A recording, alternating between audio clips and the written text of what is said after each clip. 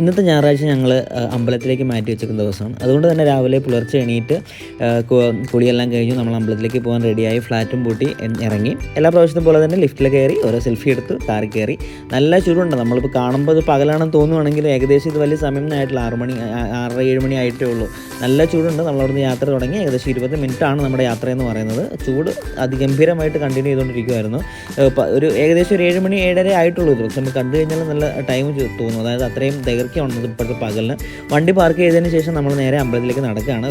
പോകുന്ന വഴിയിൽ തന്നെ നമുക്ക് അടിപൊളി ഒരു വ്യൂ ഉണ്ട്. അതായത് നമ്മുടെ ഫ്ലാറ്റിനിടയിൽ ആ ഒരു വെള്ളം ഇങ്ങനെ കിടക്കുക കാണാൻ തന്നെ ഒരു ഭംഗിയാണ്. പക്ഷേ വെയിൽ ഉള്ളതുകൊണ്ട് തന്നെ ആളുകളുടെ എണ്ണം വളരെ കുറവായിരുന്നു.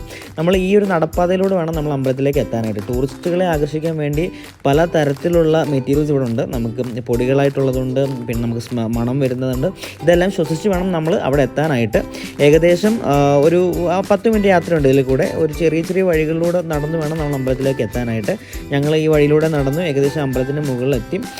ഇന്ന് ഞായറാഴ്ച ആയതുകൊണ്ടും പിന്നെ ഇവിടെ ശിവനും കൃഷ്ണനുമായിരുന്നു ആദ്യം ഉണ്ടായിരുന്നത്. ഇപ്പോൾ ശിവൻ ജബലയിലാണ്. കൃഷ്ണനെ കാണാൻ വേണ്ടിയാണ് ഇപ്പോൾ ആൾക്കാർ വരിക. അതുകൊണ്ട് തന്നെ കമ്പാരിറ്റീവ്ലി ആളുടെ എണ്ണം കുറവായിരുന്നു. ഇതിനകത്താണ് അമ്പലം. ഇതിനകത്ത് നമുക്ക് ഷൂട്ട് ചെയ്യാനുള്ള പെർമിഷൻ ഇല്ല.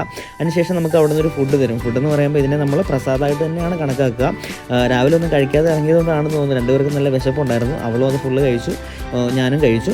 നല്ല ഫുഡ് തന്നെയായിരുന്നു. ഇതിൻ്റെ ഒരു പ്രസാദമായിട്ടാണ് ഇതിനെ കണക്കാക്കുക. അതിനുശേഷം കഴിച്ചതിന് ശേഷം നമ്മൾ തിരിച്ച് അവിടെ നിന്ന് കുറച്ച് നേരം നിന്നിട്ട് യാത്ര തിരിച്ചു. അപ്പോഴാണ് അവൾ പറഞ്ഞത് കുറച്ച് പർച്ചേസ് ഉണ്ടെന്ന്. അതിനുശേഷം നമ്മൾ ഇതിനകത്ത് പർച്ചേസ് ചെയ്യാൻ വേണ്ടി വേറൊരു വിങ് തന്നെ ഉണ്ട്. അതിലേക്ക് നമ്മൾ പോയി. അവൾ കുറച്ച് കാര്യങ്ങളൊക്കെ പർച്ചേസ് ചെയ്തതിന് ശേഷം പുറത്തിറങ്ങി നമ്മൾ തിരിച്ച് നടക്കുകയാണ്. അപ്പോൾ ഏകദേശം കടകളെല്ലാം ഓപ്പണായി വരുന്നുണ്ട്. കുറേ കാര്യങ്ങൾ നമ്മൾ കണ്ട് നമുക്ക് പോകാൻ പറ്റും. നമുക്കൊരു ഈ 10 മിനിറ്റ് യാത്ര എന്ന് പറയുന്നത് വേറൊരു ലോകത്തൂടെ പോകുന്നത്. നമുക്ക് നമ്മുടെ നാടൊക്കെ ഓർമ്മ വരും. അങ്ങനെ നിന്നപ്പോഴാണ് കുങ്കുമപ്പൂ കണ്ടിട്ട് അവൾക്ക് കുങ്കുമപ്പൂ വേണമെന്ന് പറഞ്ഞ് അതിനുശേഷം അത് മേടിച്ച് കൊടുത്തതിന് ശേഷം പോകുന്ന വഴിയിൽ എന്നെ അട്രാക്ട് ചെയ്ത എന്തോ ഒരു ലൈറ്റാണത്. അത് എനിക്ക് അറിയില്ല എന്താണെന്നുള്ളത്. നമ്മളത് കുറേ നേരം നോക്കിയിരുന്നു. അതിനുശേഷം പോകുന്ന വഴിയിൽ വേറൊരു വ്യൂ ആണ്. അത് ആദ്യം നമ്മൾ കയറി വരുമ്പം കാണുന്ന ഈ ഒരു വെള്ളം ഒരു സൈഡ് വ്യൂ ആണ് നമുക്ക് വരിക. ഒരു ബോട്ട് പോലത്തെ ഒരു വഞ്ചി തന്നെയാണ്. ഇത് ഒരു ദിർഹംസ് കൊടുത്തു കഴിഞ്ഞാൽ ഒരിടത്ത് നിന്ന് മറ്റിടത്ത് കൊണ്ടുപോകും. നമ്മൾ നോർമലി വിനോദസഞ്ചാരികൾ തന്നെയാണ് ഇത് ചെയ്യുക. പിന്നെ അമ്പലത്തിൽ പോയി കഴിഞ്ഞാൽ മസാല ദോശ മസ്റ്റാണല്ലോ. അങ്ങനെ മസാല ദോശ കഴിച്ചതിന് ശേഷം ഞങ്ങൾ തിരിച്ച് പോവുകയാണ്. ഏകദേശം ഒരു 9 മണി 10 മണി ആയിട്ടുണ്ട്. പോകുന്ന വഴിയിലാണ് നമ്മുടെ പഞ്ചാബി ഹൗസിലെ രമണനെ ഓർമ്മിപ്പിക്കുന്ന രീതിയിലുള്ള മുതലാളി ജിഗ് കണ്ടത്. അങ്ങനെ അത് കുറച്ച് നേരം ഒന്ന് ഷൂട്ട് ചെയ്തതിന് ശേഷം നമ്മൾ തിരിച്ചു പോയി.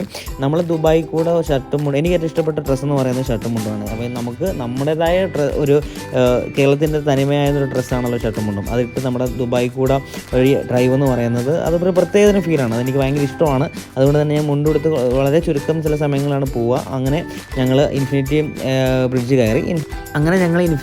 കയറി നേരെ റൂമിലേക്ക് പോവുകയാണ്. ഇന്ന് ഞായറാഴ്ച ആയതുകൊണ്ടായിരിക്കണം തിരക്ക് വളരെ കുറവായിരുന്നു. പിന്നെ അടുത്ത വീഡിയോയിൽ കാണാം. ബൈ.